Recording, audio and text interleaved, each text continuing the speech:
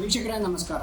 ವೀಕ್ಷಕರೇ, ಟ್ರಂಪ್ನ ಕನಸು ಭಗ್ನ ಆಗಿದೆ. ಈ ಯುದ್ಧ ಬೇಗ ಮುಗಿಯುತ್ತೆ, ಮಾತುಕತೆ ಮಾಡ್ತಾ ಇದ್ದೀನಿ, ಯುದ್ಧ ಮುಗಿದೇ ಹೋಯ್ತು ಅಂತ ರಾಗ ಆಡ್ತಿದೆ ಟ್ರಂಪ್ಗೆ ಇಸ್ರೇಲೇ ಒಂದು ದೊಡ್ಡ ಶಾಕ್ ನ ಕೊಟ್ಟಿದೆ. ಹಾಗೆ ಇರಾನ್ಗೆ ದೊಡ್ಡ ಪೆಟ್ಟನ್ನ ಇಸ್ರೇಲೇ ಕೊಟ್ಟಿದೆ.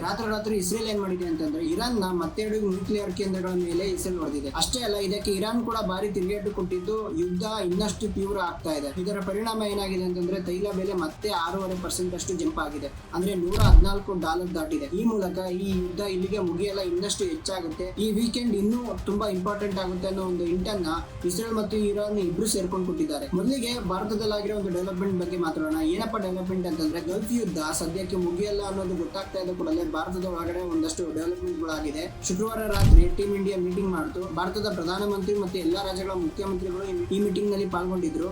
ಹಾಗೂ ಲೆಫ್ಟಿನೆಂಟ್ ಗೌರ್ನರ್ ಜೊತೆಗೂ ಮೀಟಿಂಗ್ ಮಾಡಿದ್ರು. ಈ ಮೀಟಿಂಗ್ ಆಗಿರೋದು ವಿಡಿಯೋ ಕಾನ್ಫರೆನ್ಸ್ ಗಳ ಮೂಲಕ. ಓಕೆನಾ, ಅದ್ರಲ್ಲಿ ಏನೇನು ಚರ್ಚೆ ಆಗಿತ್ತು ಅನ್ನೋದು ಈಗ ಸದ್ಯಕ್ಕೆ ರಿವೀಲ್ ಆಗಿದೆ. ದೇಶದ ಇಂಧನ ಪರಿಸ್ಥಿತಿ ಹಾಗೂ ಸ್ಟ್ರೈಟ್ ಆಫ್ ಹಾರ್ಮೋಸ್ ಜಲಮಾರ್ಗದ ಬಳಿ ಆಗುತ್ತಿರುವ ಸಮಸ್ಯೆಗಳ ಬಗ್ಗೆ ಚರ್ಚೆ ಮಾಡಲಾಗಿದೆ. ಇನ್ ಕೇಸ್ ಈ ಯುದ್ಧದಿಂದ ನಮ್ಮ ದೇಶಕ್ಕೆ ಪೆಟ್ರೋಲ್, ಡೀಸೆಲ್, ಗ್ಯಾಸ್ ಮತ್ತು ಬೇರೆ ಅಗತ್ಯ ವಸ್ತುಗಳ ಸಪ್ಲೈನಲ್ಲಿ ಏನಾದರೂ ಪ್ರಾಬ್ಲಮ್ ಆದ್ರೆ ನಾವು ಅದನ್ನ ಹೇಗೆ ಫೇಸ್ ಮಾಡಬೇಕು ಅಥವಾ ಅದನ್ನ ಹೇಗೆ ಎದುರಿಸಬೇಕು ಅನ್ನೋದ್ರ ಬಗ್ಗೆ ಚರ್ಚೆ ಮಾಡಲಾಗಿದೆ. ಹಾಗೆ ನಾವು ಕೊರೋನಾ ಟೈಮಲ್ಲಿ ಹೇಗೆ ಹೋರಾಡಿದ್ವಿ ಅಂದ್ರೆ ಒಂದು ಟೀಮ್ ಆಗಿ, ಒಂದು ಇಂಡಿಯಾ ಆಗಿ ನಾವು ಹೇಗೆ ಒಗ್ಗಟ್ಟಿನಿಂದ ಹೋರಾಡಿದ್ವಿ ಕೊರೋನಾ ಟೈಮಲ್ಲಿ, ಅದೇ ತರನೇ ಈಗಲೂ ಕೂಡ ಕೇಂದ್ರ ಮತ್ತು ರಾಜ್ಯ ಸರ್ಕಾರಗಳು ಒಟ್ಟಿಗೆ ಸೇರಿ ಸಹಕಾರದಿಂದ ಕೆಲಸ ಮಾಡಬೇಕು ಈ ಟೈಮ್ನಲ್ಲೂ ಅಂತ ಮೋದಿ ಕರೆ ಕೊಟ್ಟಿದ್ದಾರೆ. ಇನ್ನು ಈ ಮೀಟಿಂಗ್ ವೇಳೆ ಮಾತನಾಡಿದ ಎಲ್ಲ ಮುಖ್ಯಮಂತ್ರಿಗಳು ತಮ್ಮ ರಾಜ್ಯಗಳಲ್ಲಿ ಯಾವುದೇ ರೀತಿಯ ಪ್ರಾಬ್ಲಮ್ಗಳಿಲ್ಲ, ಅಂದ್ರೆ ಡೀಸೆಲ್, ಪೆಟ್ರೋಲ್ ಮತ್ತು LPG ಗ್ಯಾಸ್ಗಳು ಕೊರತೆ ಏನೂ ಆಗಿಲ್ಲ, ಸದ್ಯಕ್ಕೆ ಸಿಚುವೇಶನ್ ಎಲ್ಲ ನಾರ್ಮಲ್ ಆಗಿದೆ ಅಂತ ಮಾಹಿತಿಯನ್ನ PM ಮೋದಿಗೆ ಕೊಟ್ಟಿದ್ದಾರೆ. ಜೊತೆಗೆ ಈ ಮೀಟಿಂಗ್ ನ ಕೆಲವೇ ಗಂಟೆಗಳ ಮೊದಲು ಕೇಂದ್ರ ಸರ್ಕಾರ ಪೆಟ್ರೋಲ್ ಮತ್ತು ಡೀಸೆಲ್ ಮೇಲಿನ ಕೇಂದ್ರದ ಎಕ್ಸೈಸ್ ಡ್ಯೂಟಿಯನ್ನು ಆಲ್ಮೋಸ್ಟ್ 0 ಮಾಡಿತ್ತು. ಪೆಟ್ರೋಲ್ ಮೇಲೆ ಪ್ರತಿ ಲೀಟರ್ಗೆ $13 ಇದ್ದಿದ್ದು, ಸೆಂಟ್ರಲ್ ಎಕ್ಸೈಸ್ ಡ್ಯೂಟಿ $13 ಏನಿತ್ತು ಅದ್ರಲ್ಲಿ $10 ತೆಗೆದು ಬರೀ $3 ಇಟ್ಟಿತ್ತು.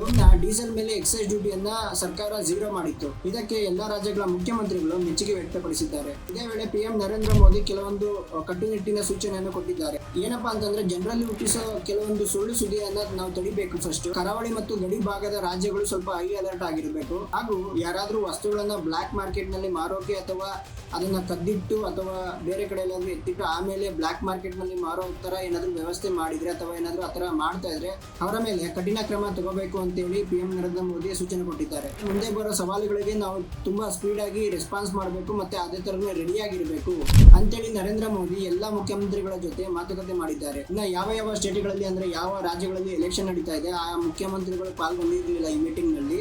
ಸೊ ಅವ್ರಿಗೆ ಆದಂತ ಒಂದು ಸಪರೇಟ್ ಮೀಟಿಂಗ್ ಅನ್ನ ಇನ್ನೊಂದು ದಿನ ಮಾಡಲಾಗುತ್ತೆ. ಸದ್ಯಕ್ಕೆ ಈ ಮೀಟಿಂಗ್ ನಲ್ಲಿ ಆ ಎಲ್ಲಾ ರಾಜ್ಯಗಳ ಚೀಫ್ ಸೆಕ್ರೆಟರಿಗಳು ಹಾಜರಾಗಿದ್ರು. ಇನ್ನು ಈ ಯುದ್ಧದಲ್ಲಿ ಭಾರತ ಯಾರಿಗೆ ಸಪೋರ್ಟ್ ಮಾಡುತ್ತೆ ಅನ್ನೋ ಪ್ರಶ್ನೆಗೆ ಅಮಿತ್ ಶಾ ಉತ್ತರ ಕೊಟ್ಟಿದ್ದಾರೆ. ಇನ್ನು ದಿಲ್ಲಿಯಲ್ಲಿ ನಡೆದ ಟೈಮ್ಸ್ ನೌ ಸಮಿಟಿ ಅನ್ನೋ ಪ್ರೋಗ್ರಾಮ್ ನಲ್ಲಿ ಅಮಿತ್ ಶಾ ಪಾಲ್ಗೊಂಡು ಇದಕ್ಕೆ ಉತ್ತರ ಕೊಟ್ಟಿದ್ದು, ನಾವು ಯಾವುದೇ ಯುದ್ಧದಲ್ಲಿ ಪಾಲ್ಗೊಳ್ಳೋಕೆ ನಾವು ಇಷ್ಟಪಡೋದಿಲ್ಲ ಅಥವಾ ಬಯಸೋದಿಲ್ಲ. ಭಾರತದ ವಿದೇಶಾಂಗ ನೀತಿ ತುಂಬಾ ಕ್ಲಿಯರ್ ಆಗಿದೆ. ನಾವು ಎಲ್ಲರೊಂದಿಗೂ ಒಳ್ಳೆ ಸಂಬಂಧವನ್ನು ಮೇಂಟೈನ್ ಮಾಡೋದಕ್ಕೆ ಬಯಸ್ತೀವಿ. ಇದರೊಂದಿಗೆ ನಾವು ಆದಷ್ಟು ಶಾಂತಿಯಿಂದ ಇರಬೇಕು ಅಂತ ನಾವು ಬಯಸ್ತಾ ಇದ್ದೀವಿ. ಇನ್ನ ಇರಾನ್ ಮತ್ತು ಇಸ್ರೇಲ್ ನ ಕಾಳಗ ಡೇಂಜರ್ ಹಂತಕ್ಕೆ ತಲುಪಿದೆ. ಈಗ ಇಸ್ರೇಲ್ ಇರಾನ್ ನ ಮತ್ತೆರಡು ನ್ಯೂಕ್ಲಿಯರ್ ಫೆಸಿಲಿಟಿ ಮೇಲೆ ದಾಳಿ ಮಾಡಲಾಗಿದೆ. ಹೊಸದಾಗಿ ಕೊಂದಾಬ್ ಅನ್ನೋ ಜಾಗದಲ್ಲಿರೋ ಅರಾಕ್ ನ್ಯೂಕ್ಲಿಯರ್ ಕಾಂಪ್ಲೆಕ್ಸ್ ಮೇಲೆ ದಾಳಿ ಮಾಡಲಾಗಿದೆ. ಇಲ್ಲಿದ್ದಂತಹ ಹೆವಿ ವಾಟರ್ ನ್ಯೂಕ್ಲಿಯರ್ ರಿಯಾಕ್ಟರ್ ನ ಗುರಿಯಾಗಿಸಿ ದಾಳಿ ಮಾಡಲಾಗಿದೆ. ಅರ್ಧದನಾಕ್ ಯುರೇನಿಯಂ ಪ್ರೊಸೆಸಿಂಗ್ ಪ್ಲಾಂಟ್ ಮೇಲೆ ಕೂಡ ಅಟ್ಯಾಕ್ ಆಗಿದೆ. ಶುರುವಾದ ಮೇಲೆ ಇವುಗಳನ್ನ ಟಾರ್ಗೆಟ್ ಮಾಡಿರೋದು ಇದೇ ಫಸ್ಟ್. ಒಂದು ದಿನ ಹಿಂದಷ್ಟೇ ನಮ್ಮ ದಾಳಿಗಳು ನಿಲ್ಲಲ್ಲ, ಇದನ್ನು ದೊಡ್ಡದಾಗುತ್ತೆ, ಇರಾನ್ ನಮ್ಮ ಜನರನ್ನ ಟಾರ್ಗೆಟ್ ಮಾಡ್ತಾ ಇದೆ ಅಂತ ಹೇಳಿ ಇಸ್ರೇಲ್ ರಕ್ಷಣಾ ಸಚಿವ ವಾರ್ನಿಂಗ್ ಕೊಟ್ಟಿದ್ರು. ಇದರ ಬೆನ್ನಲ್ಲೇ ಇರಾನ್ ನ ಪ್ರಮುಖ ಪ್ಲಾಂಟ್ ಗಳ ಮೇಲೆ ಹಿಟ್ ಮಾಡಲಾಗಿದೆ. ಸದ್ಯಕ್ಕೆ ಈ ದಾಳಿಯಿಂದ ನ್ಯೂಕ್ಲಿಯರ್ ಪ್ಲಾಂಟ್ ಎಷ್ಟು ಡ್ಯಾಮೇಜ್ ಆಗಿದೆ ಅನ್ನೋದು ಇನ್ನೂ ಮಾಹಿತಿ ಗೊತ್ತಾಗಿಲ್ಲ. ಆದ್ರೆ ಅದೃಷ್ಟವಶಾತ್ ಯಾವುದೇ ರೇಡಿಯೇಷನ್ ಲೀಕ್ ಆಗಿಲ್ಲ ಅಂತ ಇಂಟರ್ನ್ಯಾಷನಲ್ ಅಟಾಮಿಕ್ ಎನರ್ಜಿ ಏಜೆನ್ಸಿ ಸ್ಪಷ್ಟಪಡಿಸಿದೆ. ಇಷ್ಟಾದ್ಮೇಲೆ ಇರಾನ್ ಸುಮ್ಮನೆ ಇರ್ತಾರ? ಇದಕ್ಕೆ ಬೆಂಕಿ ಕಾರಿದೆ. ನೀವು ಬೆಂಕಿಯೊಂದಿಗೆ ಆಟ ಆಡ್ತಾ ಇದ್ದೀರಾ. ನೀವೇನ್ ಕೊಟ್ಟಿದ್ರೆ ಅದೇ ರೀತಿ ನಾವು ವಾಪಸ್ ಕೊಡ್ತೀವಿ. ಈ ಬಾರಿ ನಾವು ಮುಯ್ಯಿ ಅನ್ನೋ ಒಂದು ದಾಳಿಯನ್ನ ಮಾಡ್ತೀವಿ. ನಮ್ಮ ದಾಳಿ ಹೇಗಿರುತ್ತೆ ಅನ್ನೋದನ್ನ ಕಾದು ನೋಡಿ ಅಂತ IRGC ಹೇಳಿದೆ. ಅಮೆರಿಕದ ಸಪೋರ್ಟ್ ನಿಂದಲೇ ಇಸ್ರೇಲ್ ಈ ದಾಳಿ ಮಾಡಿದೆ. ಇದಕ್ಕೆ ದೊಡ್ಡ ಬೆಲೆ ಅವರು ಕೂಡ ತರಬೇಕಾಗುತ್ತೆ ಅಂತ ಇರಾನ್ ನ ವಿದೇಶಾಂಗ ಸಚಿವ ಅಬ್ಬಾಸ್ ಅರಾಚಿ ವಾರ್ ಮಾಡಿದ್ದಾರೆ. ಇದರ ಬೆನ್ನಲ್ಲೇ ಸೌದಿ ಅರೇಬಿಯಾದಲ್ಲಿರೋ ಅಮೆರಿಕದ ಮಿಲಿಟರಿ ಬೇಸ್ ಮೇಲೆ ಇರಾನ್ ಭಾರಿ ಮಿಸೈಲ್ ಮತ್ತು ಡ್ರೋನ್ ಅಟ್ಯಾಕ್ ಮಾಡಿತ್ತು. ಇನ್ ಸುಲ್ತಾನ್ ಏರ್ ಬೇಸ್ ಮೇಲೆ ನಡೆದಿರೋ ದಾಳಿಯಲ್ಲಿ ಕನಿಷ್ಠ 10 ಜನ ಅಮೆರಿಕದ ಸೈನಿಕರು ಗಾಯಗೊಂಡಿದ್ದಾರೆ. ಅಮೆರಿಕದ ಹಲವು ರಿಫಿಲ್ ಏರ್ ಕ್ರಾಫ್ಟ್ ಮೇಲೆ ಕೂಡ ಡ್ಯಾಮೇಜ್ ಆಗಿದೆ ಅಂತ ವರದಿಯಾಗಿದೆ. ನಿಮಗೆ ನೆನಪಿದ್ರೆ ಮಾರ್ಚ್ 1ನೇ ತಾರೀಕು ಇದೇ ಜಾಗದ ಮೇಲೆ ದಾಳಿ ಆಗಿತ್ತು. ಈಗ ಮತ್ತೆ ಅದೇ ಜಾಗದಲ್ಲಿ ದಾಳಿ ಮಾಡಲಾಗಿದೆ ಮತ್ತೆ ಡ್ಯಾಮೇಜ್ ಮಾಡಲಾಗಿದೆ. ಈ ಸಲ ಗಲ್ಫ್ ನಲ್ಲಿ ಅದರಲ್ಲೂ ಕೂಡ ಅಮೆರಿಕ ಮತ್ತು ಇಸ್ರೇಲ್ ಕಂಪನಿಗಳಲ್ಲಿ ಕೆಲಸ ಮಾಡ್ತಿರೋ ಜನರಿಗೆ ವಾರ್ನಿಂಗ್ ಕೊಡಲಾಗಿದೆ. ಇನ್ ಕೇಸ್ ನಿಮ್ಮ ಜೀವ ಏನಾದರೂ ಉಳಿಬೇಕು ಅಂದ್ರೆ ಈ ಕೂಡಲೇ ಆ ಕಂಪನಿಗಳಿಂದ ಹೊರಗೆ ಬನ್ನಿ, ಅಂದ್ರೆ ಆ ಕೆಲಸಗಳನ್ನ ಬಿಟ್ಟು ಹೊರಗೆ ಬನ್ನಿ ಅಂತ ವಾರ್ನಿಂಗ್ ಮಾಡಲಾಗಿದೆ. ಇಸ್ರೇಲ್ ಮತ್ತು ಅಮೆರಿಕಾಗೆ ಸೇರಿದ ಎಲ್ಲಾ ಇಂಡಸ್ಟ್ರಿಗಳ ಮೇಲೂ ನಾವು ಅಟ್ಯಾಕ್ ಮಾಡ್ತೀವಿ. ಸೊ ತಕ್ಷಣ ಅಲ್ಲಿರೋ ಕಾರ್ಮಿಕರು ಎಲ್ಲರೂ ಕೂಡ ಅಲ್ಲಿ ಏನ್ ವರ್ಕ್ ಮಾಡ್ತಾರೆ ಸಿಬ್ಬಂದಿಗಳು ಅವರೆಲ್ಲರೂ ಕೂಡ ಜಾಗ ಖಾಲಿ ಮಾಡಬೇಕು ಅಂತ ವಾರ್ನಿಂಗ್ ಕೊಟ್ಟಿದೆ. ಈ ಮೂಲಕ ಈ ಯುದ್ಧ ಇನ್ನಷ್ಟು ದಿನಗಳ ಕಾಲ ಮುಂದುವರಿಯುತ್ತೆ ಅಥವಾ ಕಂಟಿನ್ಯೂ ಆಗುತ್ತೆ ಅನ್ನೋ ಎಲ್ಲಾ ಲಕ್ಷಣಗಳಿಗೂ ಸೂಚನೆಗಳು ಕೊಟ್ಟಿದ್ದಾರೆ. ಈ ನಡುವೆ ಅಮೆರಿಕ ಅಧ್ಯಕ್ಷ ಡೊನಾಲ್ಡ್ ಟ್ರಂಪ್ ಮಾತಾಡಿದ್ದಾರೆ. ಇರಾನ್ ಈಗ ಒಪ್ಪಂದಕ್ಕೆ ರೆಡಿ ಆಗಿದೆ. ಆಲ್ಮೋಸ್ಟ್ 1 ತಿಂಗಳಿಂದ ನಡೀತಿರೋ ಈ ಗಲಾಟೆಯನ್ನ ಮುಗಿಸೋಕೆ ನಾವು ಮಾತುಕತೆ ಮಾಡ್ತಾ ಇದ್ದೀವಿ. ಸೊ ಮೊದಲು ಅವರು ಆ ಜಲಮಾರ್ಗವನ್ನು ಓಪನ್ ಮಾಡಬೇಕು ಅಂತ ಹೇಳಿದ್ದಾರೆ. ಈ ವೇಳೆ ಒಂದು ಎಡವಟ್ ಮಾಡಿದ್ದಾರೆ ಅಂತ ಹೇಳ್ಬೋದು. ಎಡವಟ್ಟು ಅಥವಾ ಬೇಕು ಅಂತ ಹೇಳಿದ್ದು ಗೊತ್ತಿಲ್ಲ.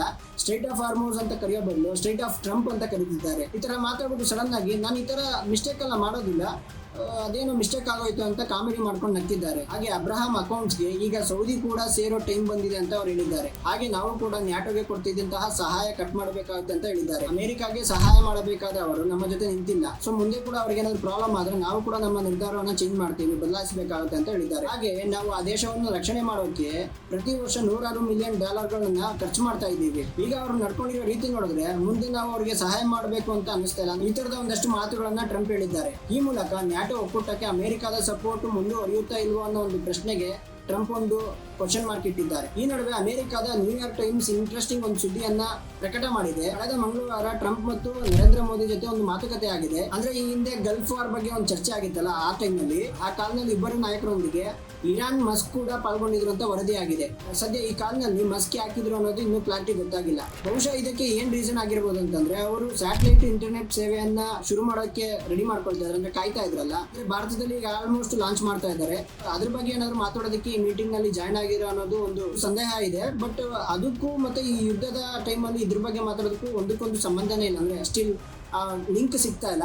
ಬಟ್ ನೋಡೋಣ, ಮುಂದಷ್ಟೇ ಗೊತ್ತಾಗಬೇಕಾದ ಈ ವಿಚಾರದ ಬಗ್ಗೆ. ಇನ್ನೊಂದು ಕಡೆ ಅಮೆರಿಕಾಗೆ ಇರಾನ್ ಹ್ಯಾಕರ್ಸ್ ಶಾಕ್ ಕೊಟ್ಟಿದ್ದಾರೆ. ಅಮೆರಿಕದ ತನಿಖಾ ಸಂಸ್ಥೆ FBI ಡೈರೆಕ್ಟರ್ ಆಗಿರುವಂತಹ ಕಾಶ್ ಪಟೇಲ್ ಅವರ ಪರ್ಸನಲ್ ಮೇಲ್ ನ ಹ್ಯಾಕ್ ಮಾಡಲಾಗಿದೆ. ಇರಾನ್ ಜೊತೆ ಲಿಂಕ್ ಆಗಿರೋ ಒಂದು ಹ್ಯಾಕರ್ ಅಂದ್ರೆ ಅಂಡಾಲ ಹ್ಯಾಕ್ ಟೀಮ್ ಅನ್ನೋ ಗುಂಪು ಈ ಕೆಲಸನ ಮಾಡಿದೆ ಅಂತಾನೆ ಹೇಳ್ಬೋದು. ಅಮೆರಿಕದ ಜಸ್ಟಿಸ್ ಡಿಪಾರ್ಟ್ಮೆಂಟ್ ಗಳು ಕೂಡ ಈ ಬಗ್ಗೆ ಮಾಹಿತಿ ಕೊಟ್ಟಿದ್ದಾರೆ. ಕಾಶ್ ಪಟೇಲ್ ಅವರ ಖಾಸಗಿ ಜಿಮೇಲ್ ಅಕೌಂಟ್ ಹ್ಯಾಕ್ ಆಗಿರೋದು ಕನ್ಫರ್ಮ್ ಮಾಡಲಾಗಿದೆ.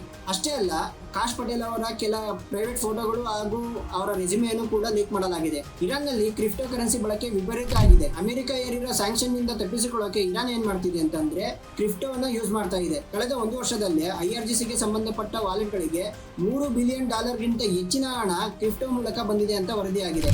ಸೊ ವೀಕ್ಷಕರೇ, ಇದಾಗಿತ್ತು ವೀಕ್ಷಣದ ಮಾಹಿತಿ. ಏನೆಲ್ಲ ಆಗಿದೆ, ಏನೆಲ್ಲ ಆಗ್ತಿದೆ ಅನ್ನೋದನ್ನ ಮಾಹಿತಿ ಕೊಟ್ಟಿದ್ದೀನಿ. ಇನ್ ಕೇಸ್ ನಿಮ್ಗೆ ಏನಾದರೂ ಈ ಮಾಹಿತಿ ಇಷ್ಟ ಆಗಿದೆ ದಯವಿಟ್ಟು ನನ್ನ ಚಾನಲ್ನ ಸಬ್ಸ್ಕ್ರೈಬ್ ಮಾಡಿಕೊಳ್ಳಿ. ಈ ವಿಡಿಯೋಗೊಂದು ಲೈಕ್, ಕಮೆಂಟ್ ಮಾಡಿ, ಶೇರ್ ಮಾಡಿ. ನಿಮ್ಗೆ ಏನು ಅನ್ನಿಸ್ತು ಅನ್ನೋದನ್ನ ಕಮೆಂಟ್ ಬಾಕ್ಸ್ನಲ್ಲಿ ಕಮೆಂಟ್ ಮಾಡಿ. ಇನ್ನಷ್ಟು ಮಾಹಿತಿಗಳೊಂದಿಗೆ ನಿಮ್ಮ ಮುಂದೆ ಬರ್ತೀನಿ. ಅಲ್ಲಿವರೆಗೂ ಗುಡ್ ಬೈ.